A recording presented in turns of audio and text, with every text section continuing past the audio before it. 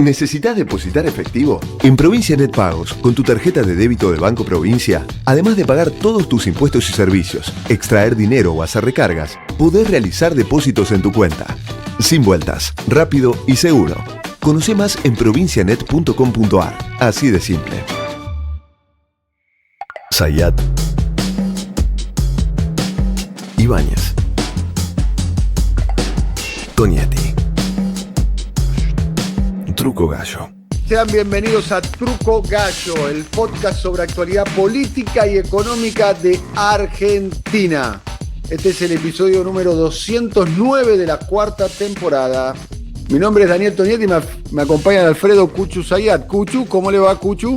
Bien, muy bien. Buen día, buenas tardes, buenas noches para todas y todos. Bien, nos acompaña también Pablo Totó Ibáñez con el boarding pass en la mano.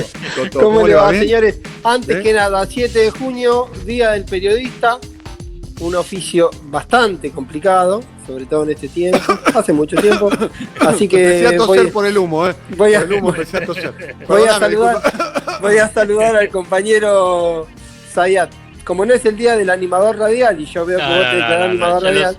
Yo lo saludo también a Tonietti. Acá estoy planchándome la capa en casa, por el día del periodista tengo que con la capa del superhéroe. Bueno, muy bien, ahí vamos. Bueno. Vale la pena, en serio.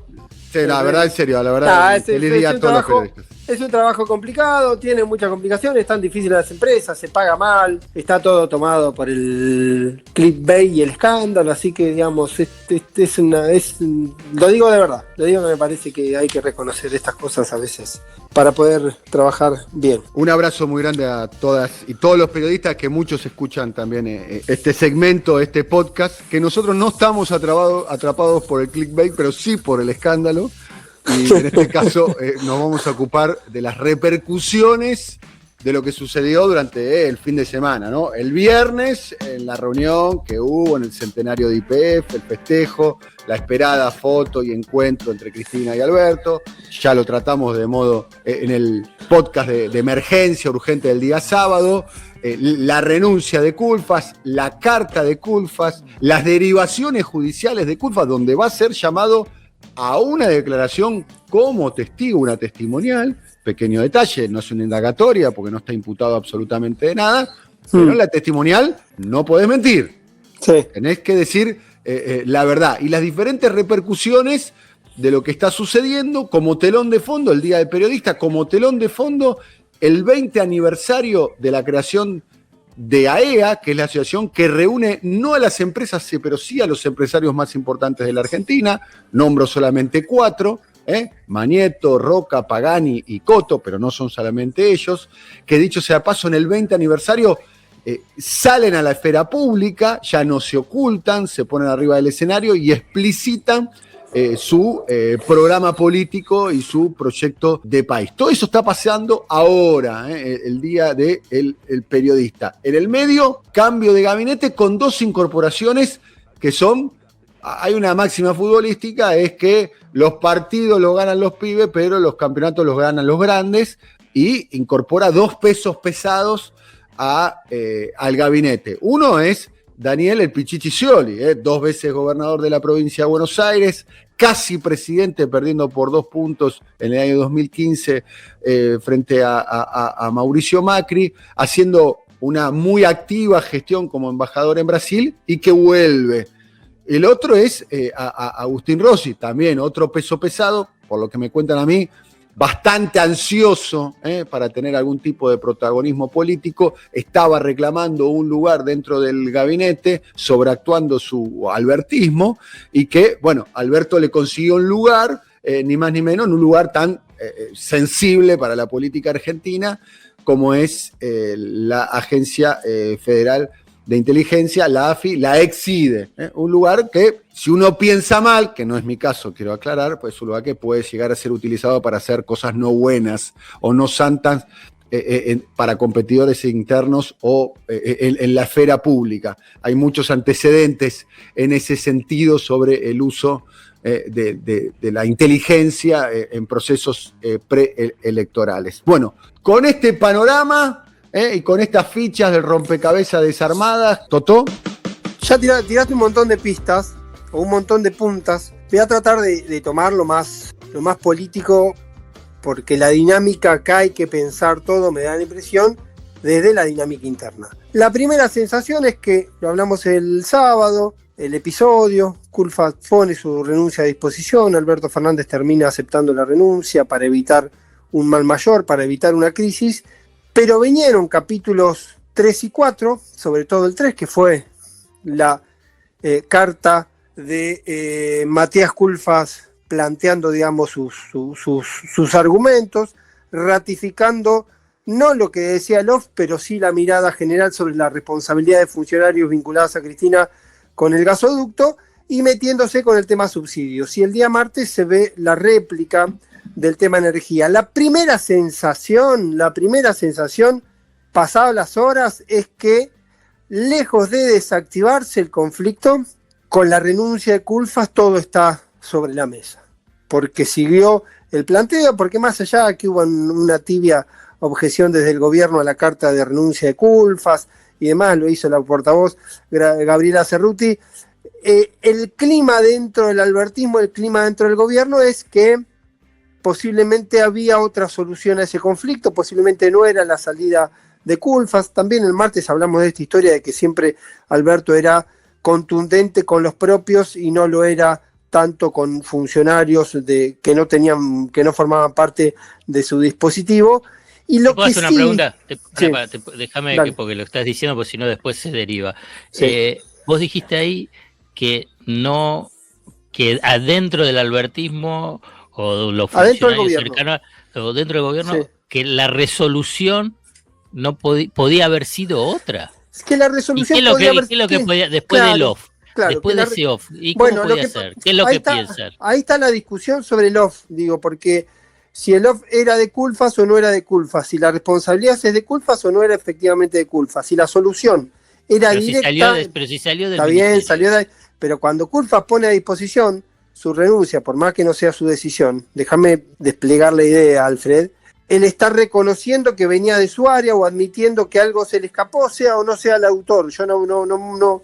Esa información está en un territorio difuso. Todos dicen que no fue Culfas, que fue un funcionario de Culfas, pero no importa, la responsabilidad política es de Culfas. Pero claro, la cuestión es política, que tiene que ver con esto que yo planteo después. Si la resolución tenía que ser inmediata, si existió efectivamente, como se plantea que existió, un ultimátum de Cristina y no tenía otro margen para hacer lo que hizo Alberto Fernández, pero tiene que ver con esto que te estoy diciendo. Está poniendo dos funcionarios nuevos en un contexto donde una crisis, que no es la primera crisis del gobierno, que no es el primer problema, que no es el primer declaracionismo que tiene que ver con matices dentro del oficialismo, y la resolución es muy rápida de Alberto Fernández. Por eso te digo que lo que se plantea de sectores del gobierno es que Alberto es absolutamente lapidario y contundente con los propios, pero después puede decir cualquier cosa al Cuervo Larroque, cualquier cosa a Berni o cualquier cosa a Claudio Lozano, por citar tres casos, algunos no son funcionarios de él, y como que de alguna manera eso pasa y no hay ningún tipo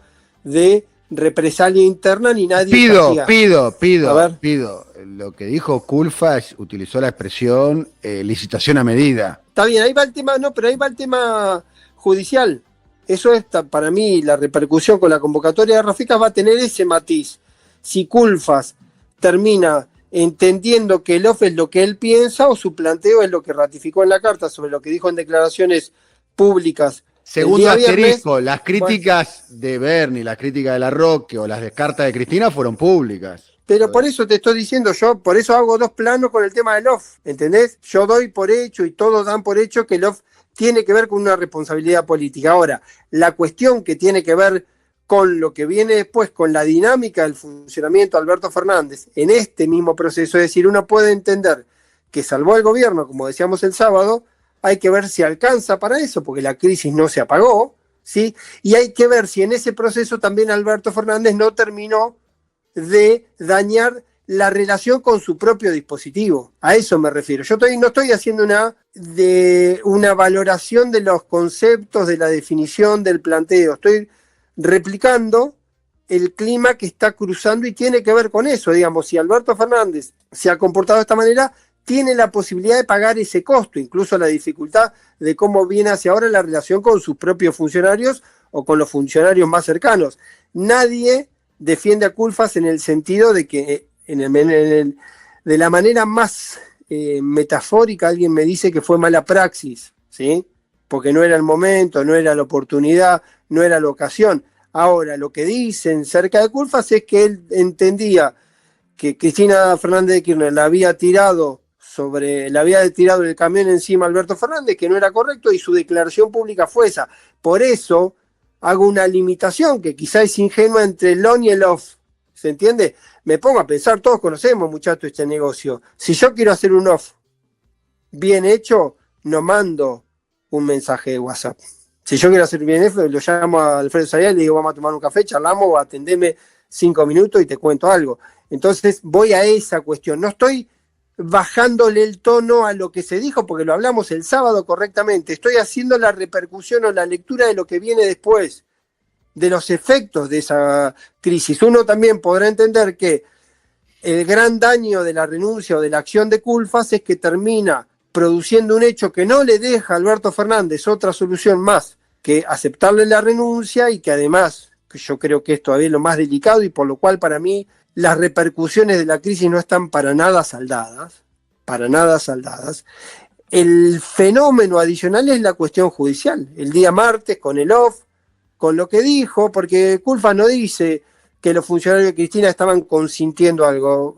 Culfas dice, todo el procedimiento estaba bajo la órbita de Cristina, entonces no podía haber en teoría críticas de Cristina Alberto porque dependía de funcionarios que respondían a Cristina. No hace la cuestión que después circula con el off. Ahora habrá que ver, porque también es cierto, y el daño sí efectivamente está hecho, respecto a que se instaló sobre un tema hiperdelicado, además sobre una obra monumental, sensible e importante para la Argentina, toda una sospecha que va a ser muy difícil que se resuelva de una manera rápida y se elimine la sospecha que quedó instalado. Entonces, ese efecto yo creo que ahí aplica la idea de una mala praxis, y que posiblemente la solución que toma Alberto Fernández ni siquiera alcance, haya estado bien o no internamente para los albertistas. La reacción de Alberto Fernández, la impresión es que no alcanza tampoco para terminar este conflicto que se precipitó y que tiene además a la energía, todo lo vinculado con energía, como un epicentro. La nota de hoy de Agustín Jerez, el funcionario de lo que era ENARSA, también haciendo una definición y un planteo, no solo respondiendo las críticas de la carta, sino también haciendo una apreciación sobre el desempeño de Culfas, me da la impresión que también va trepando en este nivel de que todas las semanas, o no todas las semanas, a cada día aparece una nueva réplica de una crisis. Bueno, sí, pero que aparece una nueva réplica. Y permítanme hacer una mirada más desde el punto de vista operativo. En términos de funcionamiento político, en algún momento yo ya lo había prometido, en algún momento lo vamos a hacer. Vamos a hablar de lo que es hoy o cómo funciona el planeta Alberto Fernández, ¿sí? Lo que tiene que ver, lo que se reconoce o se menciona como entorno y demás. Y claramente los actores más políticos que a veces juegan en un protagonismo político más abierto y más claro y que tienen una mirada de lo que yo en algún momento definí, que piensan el futuro, digamos, porque entienden que su política no termina en el 2023, gane o pierda al frente de todos, porque quieren seguir, porque tipos que tienen 40 y pico años, 50 y pico años, 30 y pico, quieren seguir haciendo política, porque hicieron política, porque les gusta la política, porque les importa la política. Entonces, en ese proceso hay una dificultad para el corto plazo, digamos, hay una dificultad al menos para el funcionamiento interno, porque si venía dañada la relación, no se resolvió para nada lo del lunes. Lo que se hizo fue una especie de puesta en escena, donde de alguna manera se bajó el tono, hubo alguna chicana, algún tiroteo, pero quedó acotado ahí. Eso terminó de detonar ese conflicto y seguramente va a ser un conflicto que va a seguir escalando y que en la cuenta final termina deteriorando lo que es la relación de Alberto Fernández con su propio universo de contención. Y cierro con esto. Llega Daniel Scioli. Cuando hablamos el sábado, yo mencioné que era uno de los nombres, el de Daniel Scioli. Scioli venía anteriormente con algunas tensiones porque, al igual que Rossi, había como siempre que se hablaba de cambio de gabinete se tiraba el nombre de Scioli. Rossi, la idea de Rossi a la AFI está dando vuelta desde noviembre del año pasado. Ayer un dirigente cercano, no no del micromundo Alberto, pero sí cercano, que entra y sale, decía: Alberto tarda meses en tomar las buenas decisiones y tarda horas o menos en tomar las malas decisiones. Va un poco con esta línea que yo definía de la premura en que se lo sacó a Culfas de encima. Entonces, la cuestión Scioli en particular y la cuestión Rossi en particular caen en un mal momento, porque caen o asumen o toman lugares protagónicos en el equipo de gobierno en un momento donde justamente la relación del albertismo con sus propios actores quedó bastante dañada después del fenómeno Culfas. Déjame que te diga una cuestión y para compartirlo con ustedes, y por ahí me pueden ayudar. ¿Viste? Porque está esta tensión entre lo que sería el kirchnerismo, el cristinismo, y por otro lado, si querés, el albertismo o todo un sector del peronismo que fue antikirchnerista, ¿no? Y que se tiran unos a otros, ¿no? Y porque estaba terminando de leer esta respuesta de Energía Argentina, ahí la mencionó Pablo, a la carta de Culfas. Y uno lee diferentes análisis, es como que hay que estar de acuerdo con uno o con otro. Y me siento en un no lugar. ¿Qué quiero decir? La verdad que no estoy de acuerdo con ninguno de los dos. Y entonces es difícil, digamos, cómo abordar el conflicto. Cuando la verdad veo a uno y a otro, y la verdad que ninguno me cierra del todo lo que está diciendo, digamos, y me parece, digamos, primero de irresponsabilidad política, ya no solamente con el propio electorado, sino con lo que es la gestión de un gobierno para una economía compleja para la Argentina. Y porque veo un nivel de desmesura en los análisis, en la de Culfas, con la carta de renuncia, y ahora con esta respuesta de Energía Argentina, que me parece que ni le sirve a ellos, para mí, ni le sirve a la gente. Por ejemplo, Energía Argentina dice: no satisfecho con los pésimos resultados de la gestión. ¿Qué sé yo? La verdad que se puede tener una mirada crítica sobre la orientación general vinculado con la política de Culfas, pero pésima, es como una cuestión. Y después, sin incorporar, digamos, hacer la comparación con el periodo del kirchnerismo sobre los precios del pan, la carne, litro de leche y los niveles de pobreza, sin tomar en cuenta que todos estos precios hoy hay un efecto, obviamente, de la cuestión argentina, pero también del tema de la pandemia y de la guerra. Vos agarrás y decís, pero ¿por qué son tan débiles los dos argumentos? Porque también el de Culfas, ¿no? Como que si toda la culpa la tiene el kirchnerismo, que no dejó avanzar en nada vinculado con el tema de la energía. Otra desmesura total, porque en todo caso ahí lo que le está diciendo es que Alberto Fernández no hizo nada. Le está diciendo a su propio jefe, a quien agradece y piensa que es un gran líder, en el sentido de que Alberto Fernández dejó hacer durante 2 años y medio y no tuvo ninguna capacidad de intervención sobre un área tan sensible, y que a la vez era un área que influía sobre su propia gestión. Entonces hay una lógica de cómo están funcionando la coalición de gobierno que la verdad a mí ya llega a niveles de desmesuras que me superan para hacer el análisis relativamente serio y riguroso. Es una cosa hasta, para mí, entre comillas, si quiero, incomprensible. Hay un fragmento de la carta de Culfas que me parece que es el que más destacaron todos, porque es interesante lo que vos planteás. Dice, el segundo desafío, plantean los desafíos, porque es una carta donde él hace una especie de análisis político, que es lo que él piensa, ¿no? Que él manifestó también en su libro los 3 kirchnerismos, publicado en el año 2016, luego de haber sido un funcionario de segundo orden en el gobierno de Cristina. El segundo desafío, escribe Culfas en su última carta, era salir del, y acá está el tema del desquiciado, fue el adjetivo que utilizó Culfas. Una desmesura, digamos. Desquiciado sistema de subsidios a la energía que rigen nuestro país desde hace, y acá otro dato que me parece que es un dato taxativo para analizar, 2 décadas. Entonces, si vos agarrás la calculadora, no necesitas a Paenza, haces 2 décadas para atrás, llegás a los inicios del proceso político del kirchnerismo. Sí. Bueno, entonces, ahí me parece, a ver, me parece, yo no soy un especialista en el tema y demás. A mí me parece que Matías Culfas escribió esta carta en estado de emoción violenta. Porque la verdad que no puede razonar, porque si vos me preguntás a mí como ciudadano de a pie, si querés otro día lo discutimos, de hecho yo lo planteo en mi programa de radio cada vez que puedo, que haya que discutir una cuestión que tiene que ver con los subsidios y no subsidiar a sectores que no necesitan el subsidio y sí subsidiar al resto. Te voy a dar un ejemplo, y yo creo que es una discusión que hay que dar. Sí, totalmente de acuerdo. Y hay que darla con profundidad.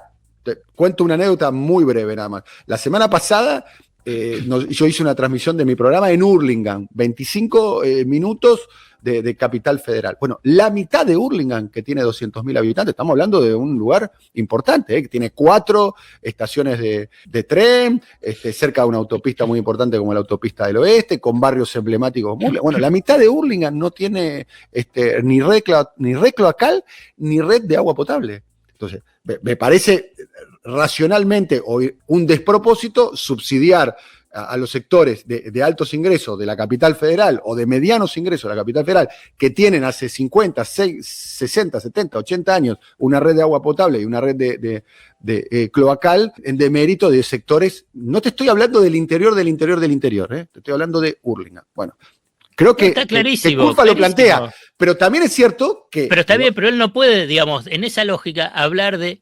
desquiciado. Por eso, también es cierto... Desde hace 2 décadas, porque no tiene nada que ver. Por Los eso. subsidios fueron muy necesarios durante el gobierno de de Cristina para poder salir de la crisis. Entonces, y además, vos, Alfredo, seguramente sos mucho más estudioso del tema. Yo he leído alguna cosa así, alguna referencia al respecto, pero todos los países que son modelos de países desarrollados, lo han hecho con acceso, subsidiando el acceso a la energía, fundamentalmente para sus industrias, para sus servicios y también para sus hogares.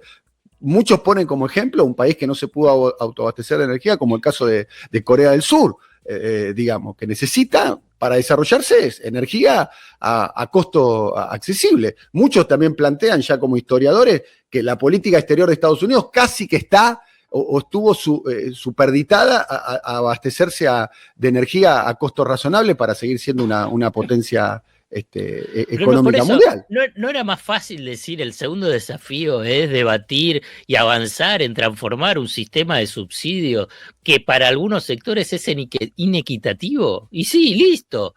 Pero es como yo creo, hay una discusión que es de un nivel de desmesura, que están todos involucrados, vuelvo a subrayar, todos, digamos, todos, que lleva a... La verdad, a un análisis, yo quiero eludirme, por eso yo quiero salir de eso, digamos, porque pero la verdad me lleva a un barrio. Yo pido, no hay paridad, no pido, porque si la persona que estuvo manejando la relación con el poder económico y con el aparato productivo del país piensa que el sistema de subsidios desquiciado comenzó hace 20 años, cuando comenzó el proceso político que lo llevó a él como ministro, es que me parece que no sabe dónde tiene los pies parados. Sí, Digo, no es lo mismo eso que la discusión, insisto, que para mí hay que habilitar. Digo, no hay equivalencia a eso para mí. ¿Entendés? Porque Culfas ocupaba un lugar central. Sí, Culfas es albertismo grado cero. Pero pido, pero tampoco es la forma, si querés, energía argentina o Cristina, como que todo lo que se hizo estuvo bien durante el kirchnerismo. Y la verdad que yo tengo, y he escrito un montón, y elogiado y ponderado muchas, pero no todo estuvo bien, digamos, en el sentido a nivel de resultado. Entonces, me parece que... Creo que Cristina va el mismo camino que vos decís, ¿eh? Cristina está muy autocrítica. El otro día tuvimos dificultades para la inflación y la política bimonetaria. Es muy difícil que Cristina tenga autocrítica pública, ¿eh? Y lo estamos viendo. Ya lo vimos en el Chaco, ya lo vimos el otro día en YPF. Para mí, que yo te digo de los recitales de Cristina, creo que me los vi todos. Para mí es una novedad. Para mí es una novedad. No sé para vos. O no sé para vos, Totó. Sí, siempre, sí. Me parece que tendría que... Nada. No, la verdad, uno no tiene que dar consejo de nada, pero sí, digamos, lo que vos decís, hay un tono diferente. Me parece que tiene que bajar ese tono diferente a todo el resto en el análisis, porque la verdad, la Argentina y el mundo 2022 no es el del 2001-2002, no es el del 2007-2008, ni es el del 2015, escuchá bien, y mucho menos el del 2019.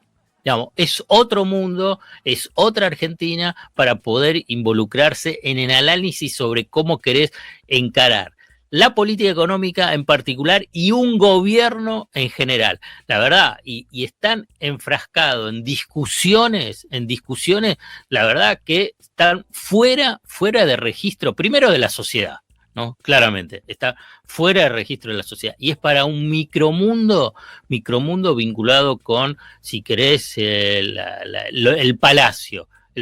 Y además enfrascado en una discusión con un nivel de desmesura que es difícil encontrarle una racionalidad. Pero a vos te sorprende eso. Digo, todo. A este nivel sí, ahora. Creo que todo, sí. Me imagino, por ahí yo vivo en un mundo paralelo, pero creo que todos interactuamos más o menos con el mismo universo de la política y lo que se dice en público es nada de lo que se dice en privado, ¿o no? Pero en privado es peor. Pero es infinitamente peor. Por eso se dice en privado. Digo, entonces era medio obvio cuando uno veía lo que ocurría y cómo estaban los climas y las relaciones tensas, que esto en algún momento iba a escalar. Yo creo que lo que ocurrió con Culfas, en realidad, el otro día, yo lo conté brevemente en el capítulo anterior, tenía que ver con que la vez anterior, cuando él le responde algo a Cristina, fue como elogiado dentro del dispositivo Alberto Fernández, porque si no fue ese error, yo creo, uno hasta puede interpretar que la decisión de Culfas fue prácticamente para que lo echen en ese aspecto. El caso Culfas es un detonante de una situación que viene acumulándose hace muchísimo tiempo, pero muchísimo tiempo, si todos sabemos cómo funciona la familia del Frente de Todos en ese sentido, hasta qué nivel de desprecio y hasta qué nivel de disvalor que hay sobre los distintos actores. ¿A alguien, digo, de verdad a alguien le sorprende que esto se haga público? Es porque venía acumulado hace rato y porque funciona todo así. A mí no me sorprende para nada. Me sorprende que a veces hay algunas cosas, esta interna en carne viva que bien lleva 2 meses y medio, 3, uno suponía que en algún momento esa lógica que vos decís, yo soy mucho más brutal que vos en ese sentido. Vos decís, bueno, no se entiende, micromundo, están hablando un lenguaje distinto a la gente. Eso yo lo sé, lo comparto, después trato de procesar qué es lo que pasa en términos políticos. Y lo que entendieron los dos actores principales como cabecilla de 2 dispositivos, de 2 ecosistemas, que esto no tenía ningún negocio para nadie. Sin embargo, por más que los dos entienden que no es negocio para nadie, que el deterioro mutuo no es negocio para nadie, siguen en la misma disposición. Entonces, o es una cuestión que los excede, o no cae en el plano de la racionalidad, o políticamente hay una interpretación que uno no puede hacer sobre la supervivencia de uno u otro. No sé cuál es el componente. Yo no lo encuentro en términos políticos, posiblemente porque soy un burro. Ahora, esto es una minúscula parte de lo que viene pasando y lo que se vienen diciendo y lo que se vienen tirando. De hecho, vos tiraste una frase como para ir cerrando el sábado, que se evitó el fin del gobierno. Utilizaste una expresión de esas características, ¿no? Bueno, porque en el medio pasaron cosas para evitar, digamos. Si se salvó el gobierno es porque pasó algo que podría haber detonado el gobierno. Sí. Digamos, entre el off y la renuncia de Culfas y la aceptación de la renuncia de Culfas. Bien, recuadrito para la actitud del albertismo, ¿no? Porque no es el primer ministro que se va del gabinete tirando piedras o provocando lo que se dice usualmente como fuego amigo. Recuerdo la salida de Nicolás Trota, también otro de los favoritos de Alberto Fernández, que también hizo con muchas críticas al presidente y al accionar, ¿no? Y estamos hablando de dos piezas del albertismo, ¿no? Digo, para que cada uno, viste, haga la cuenta, ¿no?